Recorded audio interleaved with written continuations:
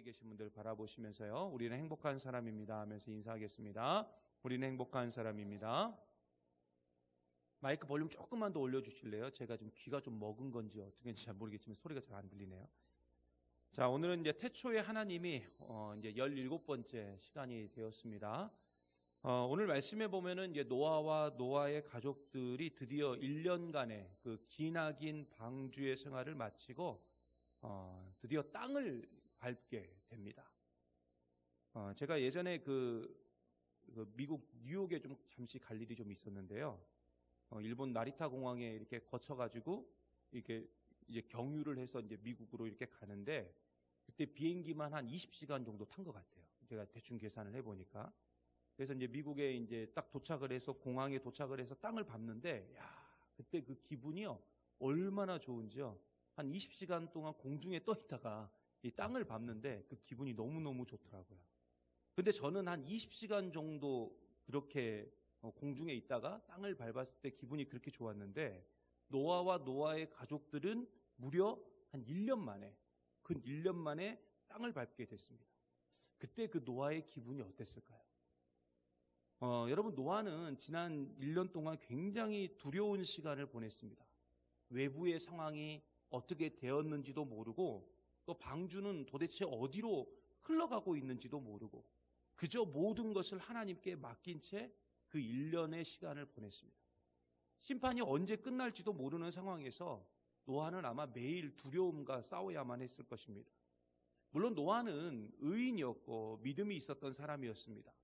그러나 노아 역시 우리와 똑같은 사람이었기 때문에 그는 여러 가지 불안과 또 무서운 날들을 보내었습니다. 근데 오늘 말씀해 보니까 이 모든 시간들이 하나님의 은혜로 딱 끝나는 것을 우리가 볼 수가 있어요. 자, 오늘 말씀 1절 한번 다 같이 보겠습니다. 우리 1절 말씀 같이 봅니다. 시작. 하나님이 노아와 그와 함께 방주에 있는 모든 들짐승과 가축을 기억하사 하나님이 바람을 땅 위에 불게 하심에 물이 줄어들었고. 아멘. 자, 여기서 보면은 하나님이 노아와 그와 함께한 방주에 있는 모든 들짐승과 가축을 뭐 했다고 나왔어요? 기억하사 이렇게 나옵니다.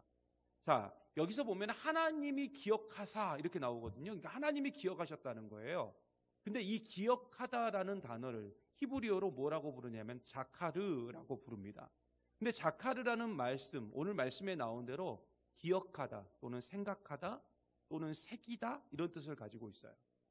그러니까 이것은 뭐냐면 어느 날 갑자기 뭔가가 갑자기 딱 떠올라가지고 기억하는 게 아니라 새기다라는 말에서 우리가 알 수 있듯이 마음에 뚜렷이 새겨서 항상 마음에 깊이 간직하는 것, 그렇게 기억하는 것이 뭐냐면 바로 자카르입니다. 제가 결론부터 좀 말씀을 드리면은 하나님은 우리를 그렇게 기억하고 계셔요. 하나님은 우리를 하나님의 마음에 딱 새겨놓고 그렇게 우리를 기억하고 계신다고요. 아멘이 아무도 안 나오네요. 안 믿으신가요? 안 그러신 것 같아요? 네. 하나님이 우리를 그렇게 기억하신다니까요. 그냥 잊어버리는 게 아니고 우리는 그렇잖아요. 우리가 사랑하는 자녀들을 항상 기억한다 하지만 사실은 가끔씩 잊어버릴 때도 많잖아요. 근데 하나님은 안 그러신다니까요. 우리 한 사람 한 사람을 하나님 마음판에 딱 새겨놓고 계속 생각하고 계시는 거예요. 그게 바로 자카르라고요. 그런데 오늘 말씀에 보면 하나님이 노아와 그와 함께한 방주에 있는 모든 들짐승과 가축을 기억했다라고 나오는데 여기서 중요한 건 뭐냐면 하나님이 기억했다는 거예요. 누가 기억했다는 거예요? 이게 중요한 거예요. 그러니까 오늘 말씀의 가장 중요한 핵심 포인트는 하나님이 기억했다는 겁니다. 무엇을 기억했는지가 중요한 게 아니라 그것도 물론 중요한 사항이긴 하지만 더 중요한 건 뭐냐면 누가 기억했는가 이거예요. 누가. 쉽게 말하면 하나님은 노아의 상태, 노아의 행위, 노아의 의로움을 기억한 게 아니라 그냥 하나님이 기억하신 거예요. 노아를 기억하신 거예요. 그리고 그 기억으로 말미암아 오늘 말씀에 증거하고 있는 것처럼 하나님이 바람을 땅 위에 불게 하시어 물이 줄어들게 만들어 주신 것입니다. 그러므로 우리가 구원받은 우리 구원의 근거가 뭐냐 이거죠. 여러분, 우리가 구원받은 구원의 근거는 나의 상태, 나의 조건으로 이루어진 것이 아니라는 것입니다. 더 정확하게 말하면 내가 어떻게 한다고 해가지고 구원받을 수 있는 것이 아니라 구원의 모든 근거는 결국 누구에게 있느냐? 오직 누구에게 있어요? 하나님께 있다는 거예요. 이것이 바로 기억, 즉 자카르예요. 여러분, 우리가 지난번에 잠깐 나눈 적이 있었지만 하나님께서 노아를 선택하신 이유는 전적인 하나님의 은혜였어요. 그냥 하나님의 은혜로서 노아를 선택하신 거예요. 물론 노아가 의인이었다라고 성경에서는 증거하고 있지만 그 의의 근거 역시 누구에게 있었던 겁니까? 노아에게 있었어요? 아니에요. 하나님께 있었습니다. 그러므로 노아가 선택받은 이유는 노아가 잘나서도 아니고 노아의 순종도 아니었고 노아의 열심도 아니었어요. 하나님이 노아를 사랑하셔서 노아를 구원하셨고 노아를 통해서 그의 가족들도 구원받았고 노아를 통해서 정결한 짐승을 포함해서 심지어 부정한 짐승들까지 구원받게 된 겁니다. 이게 다 하나님의 은혜예요. 그리고 그 짐승들도 수많은 짐승들 중에서 선택받은 것, 이것 역시 하나님의 은혜입니다. 그러므로 하나님의 은혜는 어디에서 출발하느냐? 제가 이제 유인물에도 딱 밑줄을 꺼서 해놨죠? 하나님의 은혜는 어디에서 출발하는 거예요? 그렇죠. 하나님의 기억하심에서 출발하는 거예요. 그러니까 하나님이 우리를 기억하지 않으시면 우리는 은혜도 없어요. 우리가 이렇게 은혜 받고 이 자리 가운데 있는 이유는 뭐예요? 하나님이 하나님의 마음판에 우리를 딱 어떻게 하는 거예요? 새겨 놓았기 때문에, 기억하고 계시기 때문에, 자카르하고 계시기 때문에 지금 우리가 이 자리 가운데 있는 줄 믿습니다. 그리고 오늘 말씀해 보면 하나님의 기억인 자카르가 노아를 통해서 어떻게 막 이 성취되어 가는지, 펼쳐지는지를 우리가 볼 수가 있는데요. 자, 1절과 2절 말씀 다시 한번 보겠습니다. 우리 1절과 2절 말씀 같이 봅니다. 시작. 하나님이 노아와 그와 함께 방주에 있는 모든 들짐승과 가축을 기억하사 하나님이 바람을 땅 위에 불게 하심에 물이 줄어들었고 기쁨의 샘과 하늘의 창문이 닫히고 하늘에서 비가 그치매. 아멘. 자, 보세요. 하나님의 기억으로 말미암아 하나님께서 노아와 방주에 탄 모든 생명체에게 은혜를 베풀어 주시는데 먼저 비가 그쳤습니다. 비가 그쳤어요. 그리고 물이 점점 어떻게 됐어요? 줄어들었어요. 여러분, 성경에서요, 물은 다양한 의미로 사용됩니다. 물은 다양한 의미로 사용되는데 오늘 말씀에 나오는 물은 어떤 의미를 상징하냐면 심판과 고난을 상징합니다. 그래서 하나님은 물로 세상을 심판하신 거예요. 이해가시죠? 물로 세상을 심판하셨어요. 근데 그 심판의 상징인 물이 지금 어떻게 되고 있어요? 그렇죠? 점점 줄어들고 있다고요. 사라지고 있다고요. 그리고 이렇게 물이 사라지는 원인을 오늘 말씀에 분명히 뭐 때문이라고 증거하고 있어요? 뭐가 불어서요? 그렇죠? 바람이 불어서 이렇게 증거하고 있어요. 자, 우리가 일반적으로 물이 마를 때 그 원인을 다들 뭐로 생각하냐면 태양으로 생각합니다. 그러잖아요. 태양으로. 그래서 여러분, 여름이 되면 꼭 나오는 뉴스 중에 하나가 홍수 뉴스도 있지만 무슨 뉴스도 있냐면 가뭄에 관한 뉴스도 있죠. 그렇죠? 가뭄에 관한, 특히 이제 봄철에도 많이 나오긴 하지만 그 가뭄에 관한 뉴스가 딱 나오면 여러분, 그 뉴스들이 대부분 비슷해요. 그 화면에 나오는 게 먼저 뭘 비추냐면 태양을 딱 비춰요. 그죠? 태양을 딱 비추고 그 다음 장면이 뭐냐면 말라있는 논바닥 아니면은 말라있는 저수지, 말라있는 강물을 딱 비춰요. 이게 보통 그 나오는 그 어떤 일반적인 뉴스의 어떤 장면입니다. 우리가 예를 들어서 이 빨래를 말릴 때도 바람이 많이 부는 날 빨래를 말리는 게 아니라 보통 어떤 날 빨래를 많이 밖에다가 내다 말리죠? 그죠? 태양, 볕이 좋은 날 빨래가 더 잘 마른다고 우리는 생각해요. 이게 우리의 일반적인 상식이고 우리가 가지고 있는 생각들이죠. 근데 오늘 말씀해 보니까 이 물이 점점 말라갔거든요. 그렇잖아요. 줄어들었잖아요. 줄어든다는 건 말라간다는 건데 이 말라가는 것을 하나님께서 태양을 사용하지 않고 뭘 사용하고 있어요? 바람을, 우리의 일반적인 상식하고는 전혀 맞지 않는 바람을 사용하고 있다고요. 그런데 오늘 말씀에 나오는 이 바람이라는 단어를 히브리어로 딱 보니까 뭐라고 나왔냐면 루하흐라고 나왔어요. 근데 제가 이걸 예전에 한번 설명한 적이 있어요. 루하흐. 자, 루하흐. 근데 이 루하흐는 성경에 무려 몇 번이나 등장하냐면 377회나 등장합니다. 진짜 많이 나오죠? 그러니까 이게 굉장히 중요한 단어라는 거예요. 근데 이 루하흐는 원래 우리가 알고 있듯이 바람이라는 뜻을 가지고 있는데 자, 이 단어가 제가 유인물에도 써 있지만은 하나님과 관련되어 사용될 때랑 인간과 관련되어 사용될 때랑 전혀 의미가 달라져요. 자, 그러면 하나님과 관련되어 루아흐가 사용될 때는 어떤 의미가 있냐면 이 루아흐가 하나님의 신 또는 성령으로 사용됩니다. 무슨 말인지 아시겠죠? 하나님의 신, 성령으로 사용되고 인간과 관련되어 사용될 때는 어떻게 사용되냐면 호흡 또는 마음 또는 정신 또는 생명 또는 영혼으로 이게 해석이 돼요. 근데 자 보세요. 오늘 말씀해 보면 이 바람을 누가 불게 했어요? 그렇죠? 하나님이 불게 했죠. 그러면 오늘 이 바람, 이 루아흐는 누구랑 관련이 있는 거예요? 인간이랑 관련이 있어요? 하나님이랑 관련이 있어요? 그러면 이 뜻은 뭐예요? 그러면 이 루아흐의 뜻은요? 그죠? 하나님의 신, 즉 성령을 상징합니다. 그런데 오늘 말씀에 나오는 이 장면, 여러분 가만히 묵상을 해보면 이게 어딘가 우리에게 익숙한 장면이에요. 익숙한 장면. 지금 여러분이 딱 떠오르지 않겠지만 제가 이제 말을 하게 되면 딱 하실 거예요. 예, 예. 물론 뭐 무릎을 치진 않으시겠지만 여러분 첫 번째는 뭐냐면 창세기 1장에 나오는데 여러분 창세기 1장 2절에 보면 이렇게 나와요. 같이 보겠습니다. 시작. 땅이 혼돈하고 공허하며 흑암이 깊음 위에 있고 하나님의 영은 수면 위에 운행하시니라. 아멘. 자 보세요. 여기서 하나님의 영이 뭐냐면 루아흐예요. 이게 히브리어로 루아흐라고요. 근데 그 루아흐가 지금 어디에서 운행을 했어요? 수면 위에. 여기서 운행이란 단어는 여러분 기억하시려는 거는 모르겠지만은 이게 무슨 뜻이 있다 했어요? 양육의 의미가 있다 했죠. 양육의 의미. 그러니까 하나님께서 양육해 주시면, 하나님께서 만져주시고 하나님께서 함께 해주시면 어떻게 되느냐? 이후에 어떤 일이 벌어졌어요?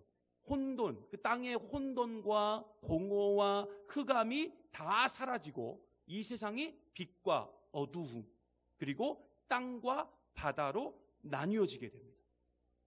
결국 오늘 말씀에 나오는 루아흐는 그런 의미에서의 루아흐예요. 그러니까 바람이 불자 물이 점점 줄어들고 말랐듯이 하나님의 영이 임하는 곳에는 그 물이 뭘 의미한다 그랬어요? 심판, 그리고 환난, 고난을 의미한다 그랬죠.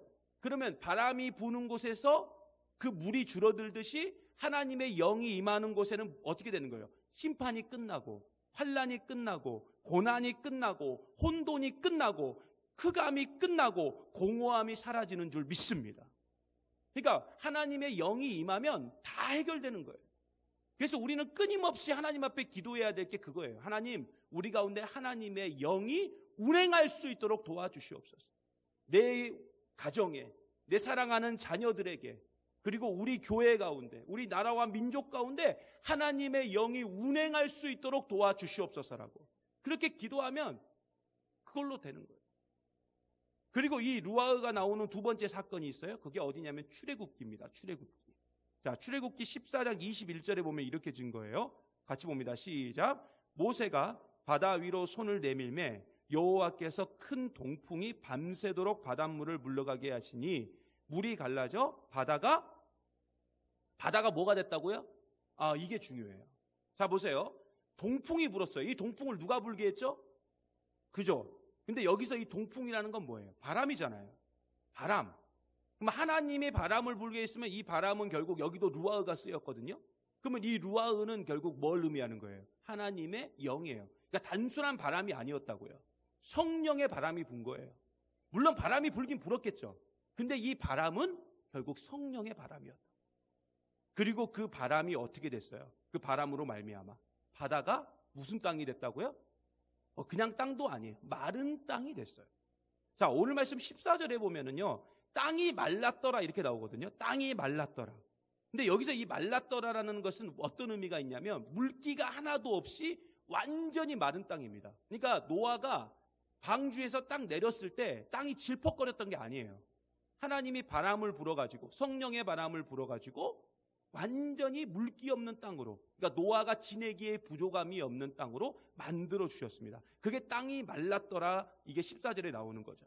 그러니까 출애굽기에 바람으로 홍해를 가르신 하나님은 그 바람으로, 즉 하나님이 영으로 말미암아 이스라엘 민족들이 질퍽거리는 땅을 건너게 하신 것이 아니라 어떻게 한 거예요? 마른 땅을 건너게 하셨어요. 이게 하나님의 은혜라고요. 그러니까 하나님은요, 무언가를 하고 무언가를 만들어 가실 때 그냥 대충 하지 않으세요. 아주 세밀하게 하신다고요. 즉 하나님은 성령의 역사를 통해서 오늘 말씀해 보니까 모든 심판을 제거하시고 모든 환난과 모든 고난을 제거해 주십니다. 그런데 이 성령의 역사는 우리의 노력, 우리의 힘으로 주어지는 게 아니에요. 오직 하나님의 기억하심과 하나님의 생각하심을 통해서 우리에게 주어지는 줄 믿습니다. 이것이 바로 은혜이고 이것이 바로 하나님의 사랑이에요.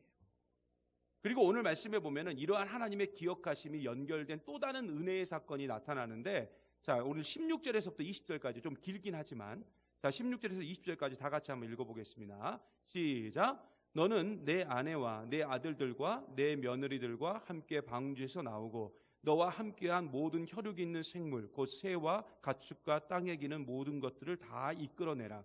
이것들이 땅에서 생육하고 땅에서 번성하리라 하시매 노아가 그 아들들과 그 아내와 그 며느리들과 함께 나왔고 땅 위의 동물 곧 모든 짐승과 모든 기는 것과 모든 새도 그 종류대로 방주에서 나왔더라.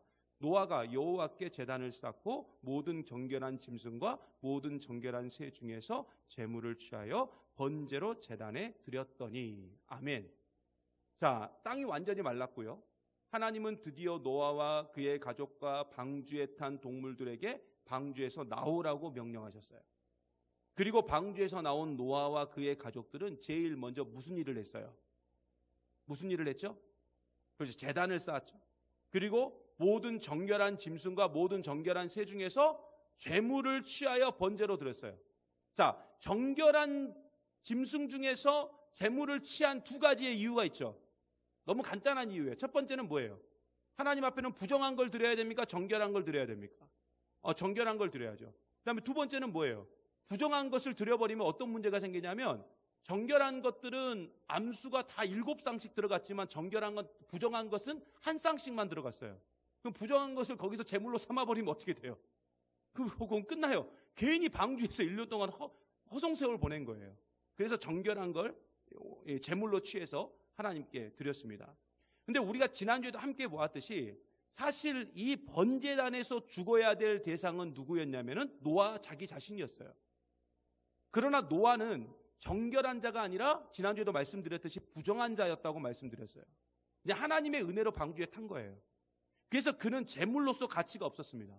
그래서 노아를 대신해서 그리고 부정한 모든 짐승들을 대신해서 누군가가 대신 제물이 됐어야 되는데 그 제물이 누구였냐? 바로 정결한 짐승들, 정결한 새들 중에서 나오게 되었다는 것입니다.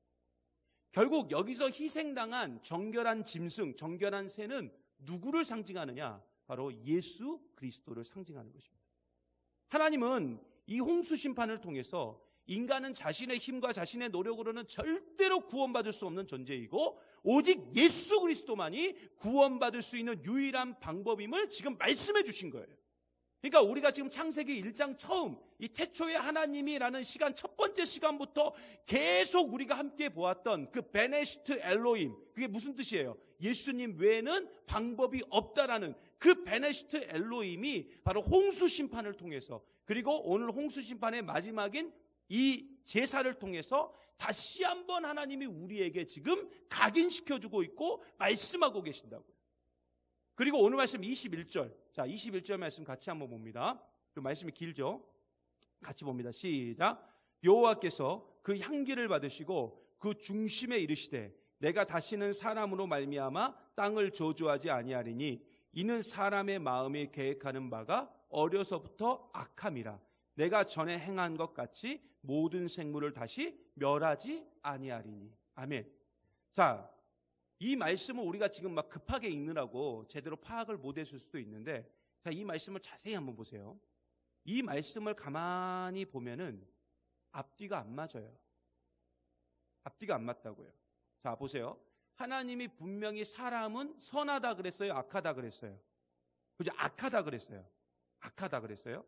계획하는 바가 어려서부터 악하다 이렇게 나왔거든요. 이거 무슨 말이냐면 그냥 인간은 태어나는 그 순간부터 악한 존재로 태어난 거예요. 근데 악하다고 하시면서 악한 존재는 반드시 멸해야 되는데, 그러잖아요. 멸망시켜야 되는데 오늘 말씀에 뭐라고 말해요? 다시는 멸하지 않겠다. 아니, 악한 존재인데 왜 멸하지 않느냐? 이상하게 이게 앞뒤가 안 맞잖아요. 그렇다면 하나님은 인간은 악하니까 아이고 야 너희들은 원래 악하니까 야 너희들 마음대로 살아 하고 그냥 포기해버렸다는 그런 말일까요? 아니죠. 하나님 이름에 포기라는 단어는 없거든요. 그러면 이 말씀은 가만히 보면은 포기의 의미가 아니라 하나님께서 이제 그 악한 인간을 좀 선하게 이끌 수 있는 방법의 전환을 지금 하시겠다는 거예요. 그러니까 그전에는 악한 인간을 선하게 만드시려고 매를 드셨어요. 무슨 말인지 아시겠죠? 악한 인간을 선하게 하시려고 매를 들었는데 이제는 그 매를 누구를 향했냐면 그전에는 인간을 향했다면 쉽게 말하면 그 매를 나를 향하겠다는 거예요. 나. 오늘은 스승의 날 아닙니까? 스승의 날. 저희 그 형님하고 형수님이 다 초등학교 선생님이세요. 근데 이제 저희 형님이 학교 선생님을 한 지 한 1, 2년쯤 지났을까? 그러니까 완전 오래전 일이죠. 20년이 훨씬 지난 일인데 이제 초등학교 선생님 이제 막 시작해서 학교에 무슨 일이 벌어졌냐면 그 반에서 담임을 맡은 반에서 도난 사건이 발생을 했어요. 그러니까 누구 어떤 아이가 이제 돈을 잃어버린 거예요. 그래서 이제 근데 이게 찾을 수가 없대요. 한번 이렇게 되면 찾을 수가 없어서 형님이 이제 앞에서 이랬대요. 뭐라 그러냐면은 어차피 이게 도둑은 더 이상 찾을 수가 없고 너희들이 이렇게 너희들 중에 너희 한 명이라도 도둑질한 것은 이 선생님이 내가 잘못 가르쳐서 그런 거다. 그렇기 때문에 내가 너희들을 혼낼 것이 아니라 너희들이 나를 혼내야 된다. 그러면서 너희들이 한 명씩 근데 반에서 30명이 좀 넘었는데 한 명씩 앞으로 나와가지고 내 손바닥을 때려라. 너희들이 한 명씩 손바닥을 때려라. 그렇게 얘기를 했대요. 그래갖고 이제 아이들이 막 울고 난리가 났겠죠. 어떻게 선생님을 때리냐고. 걔도 안 된다고. 때리라고. 그래가지고 저희 형님이 이제 손바닥을 맞는데 한 10대째 맞는 순간부터 후회를 했대요. 내가 잘못했구나. 내가 다시는 이런 걸 하나 봐야 돼. 저희 형님이 그 얘기를 하더라고요. 근데 하나님은 그 매를 하나님이 직접 맞겠다는, 그리고 맞았어요. 하나님이 직접 맞았다. 그게 뭘 통해서 증명이 됐죠? 저 십자가를 통해서 증명이 됐어요. 여러분, 이 말씀을 어떤 분들은 이렇게 해석하시는 분들도 있어요. 인간이 악하니까 하나님이 이제 물이 아니라 뭘로? 불로 심판하실. 여러분 이런 얘기 많이 들으셨죠? 예, 불로 심판하실 거 있다. 그래서 한때는 이 불이 핵폭탄이다. 핵폭탄이다. 근데 여러분 이 말씀은 절대 이렇게 해석하면 안 돼요. 이렇게 해석하면 창세기의 말씀은 전혀 맞지 않게 돼요. 여러분 창세기는 처음부터 베네시트 엘로힘, 즉 예수님 외에는 방법이 없다로 그 진리가 시작이 됩니다. 그렇다면 이 진리의 말씀은 창세기의 모든 과정과 모든 결말이 돼야 돼요. 근데 갑자기 여기서 핵폭탄이 등장을 하면 예수님은 사라져버리는 거죠. 그러므로 오늘 말씀 역시 베네시트 엘로힘의 구조로 봐야 돼요. 그래서 오늘 말씀 21절에 내가 전에 행한 것 같이 모든 생물을 다시는 멸하지 않겠다는 것은 무슨 말이냐면 하나님이 앞으로 새로운 특별한 방법을 사용하시겠다는 건데 그게 뭐냐면 바로 노아가 제단을 쌓고 정결한 짐승, 정결한 새를 자신과 또 자신의 가족과 또 부정한 짐승들을 위해서 대신 드린 것 같이 십자가라는 저 제단에서 모든 인류를 대신해서 죽으신 예수님의 죽음을 말하고 있는 거예요. 그러니까 그 매를 누가 맞겠다는 거예요? 이제는 내가 맞겠다는 거예요. 하나님인 내가 맞는데 이거 맞는 수준이 아니에요. 대신 죽는 수준이에요. 그러니까 우리가 그런 은혜를 받았다니까요. 그러니까 하나님은 인간은 악한데 이 악함은 절대로 심판으로는 해결될 수 없고 이제는 뭘로만 해결될 수 있다는 거예요. 십자가로만 해결될 수 있다.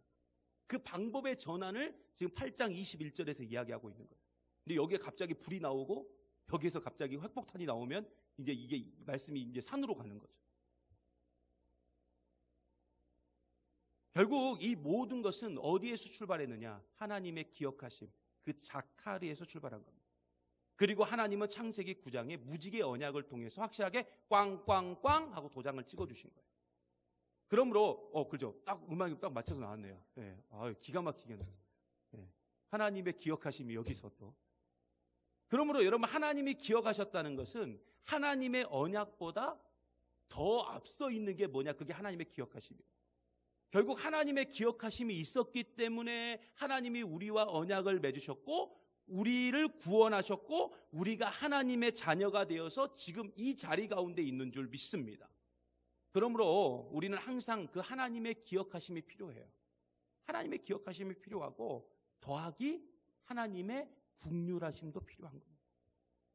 그리고 하나님의 그 기억하심과 긍휼하심이 있을 때 우리는 모든 악함, 모든 죄악, 모든 고난, 모든 환난, 모든 어려움, 모든 더러움이 우리 가운데 점점 물러가고 바다도 건너는, 그것도 마른 땅으로 건너게 되는 기적의 역사를 우리가 보게 될 줄 믿습니다. 사실 우리 교회나 우리 성도들의 삶을 볼 때, 그리고 제 자신도 마찬가지예요. 사실 너무 힘들고 우리가 답답한 상황 속에 있습니다. 특별히 여러분 우리끼리 있으니까 하는 얘기지만 사실 우리 교회의 여러 가지 상황들을 보면 여러분도 아실 거예요. 여러분 다 기도하고 계시기 때문에 상당히 굉장히 답답해요. 마치 바다 한가운데 떠있는 돛대도 없이 키도 없이 떠다니는 방주와 같은 상황이 사실 우리 교회의 현재 실질적인 상황이에요. 그래서 항상 불안함이 있고 우리 가운데 또 두려움이 있고 그런 걸로 하루하루 우리가 살아갑니다. 그건 교회적인 문제뿐만 아니라 내 개인의 문제도 마찬가지고 내 자녀의 삶을 봐도 마찬가지예요. 근데 특별히 우리 교회의 모습을 볼 때 저는 항상 그래요. 솔직한 얘기로 제가 말씀드리면 저는 언제 터질지 모르는 시한폭탄을 안고 있는 마음으로 사실 목회를 하고 있어요. 하루하루. 근데 이건 저만의 문제가 아닐 겁니다. 그리고 이런 상황은 갑자기 하루아침에 발생한 게 아니에요. 제가 가만히 보니까 또 여러분도 아실 거예요. 여러분도 그런 얘기를 많이 하시니까. 이미 우리에게는 구멍이 다 있었어요. 구멍이 있었는데 그냥 무너졌을 때 갑자기 무너진 것이지 이미 우리 교회의 역사만큼 우리 안에는 이미 어떤 큰 구멍이 있었어요. 구멍이 있었어요. 근데 이게 점점 커진 것뿐이지 우리가 느끼지 못하고 알지 못했을 뿐이지 이미 우리에게는 구멍이 있었습니다. 그리고 이게 점점 커지고 있는 그 구멍 위에 세워지다 보니까 갑자기 어느 순간 확 하고 무너진 거예요. 그렇다면 우리 교회는 희망도 없고 소망도 없을까요? 아니죠. 하나님께서 우리 교회를 다시 한번 기억해 주시고 우리 교회를 긍휼히 여겨주신다면 우리의 슬픔, 우리의 아픔, 우리의 분노까지 기억해 주신다면 거기서부터 소망은 시작되고 기적은 만들어지는 줄 믿습니다. 이것은 단순히 우리 교회의 문제뿐만 아니에요. 우리의 삶의 문제도 그렇고요. 내 가정의 문제도 그렇고요. 자녀의 문제도 그렇고요. 직장의 문제도 다 마찬가지예요. 어떤 상황에도 다 해당되는 이야기예요. 그러므로 우리는 항상 그 하나님의 기억하심, 즉 그 자카르를 간구하고 우리가 하나님의 기억 속에 기억되는 은혜가 주어지게 될 때 우리 교회뿐만 아니라 우리의 삶의 모든 것들이 오늘 말씀과 같이 회복될 줄 믿습니다. 오늘도 이 사실을 여러분 믿고요. 함께 간구함을 통해서 하나님의 기억 속에 거하는 우리 교회 그리고 저와 여러분의 삶이 되시기를 간절히 소망합니다. 오늘 말씀을